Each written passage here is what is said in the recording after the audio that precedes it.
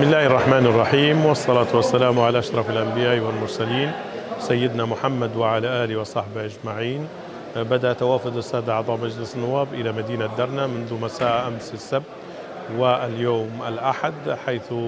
وصل النائب الأول لرئيس مجلس النواب الأستاذ فوزي نويري، والنائب الثاني لرئيس مجلس النواب الأستاذ مصباح دومة، والسادة أعضاء مجلس النواب من كافة أنحاء ليبيا شرقا وغربا وجنوبا، بالإضافة إلى السادة أعضاء مجلس الدولة ورئيس مجلس الوزراء بالحكومة الليبية الدكتور أسامة حماد. وكان في استقبالهم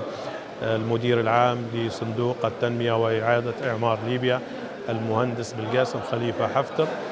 وسيعقد مجلس النواب بإذن الله تعالى يوم غد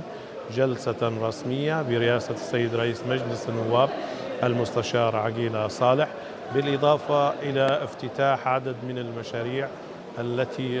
قام بتنفيذها صندوق التنمية وإعادة إعمار ليبيا في مدينة درنا بعد الكارثة الكبيرة التي تعرضت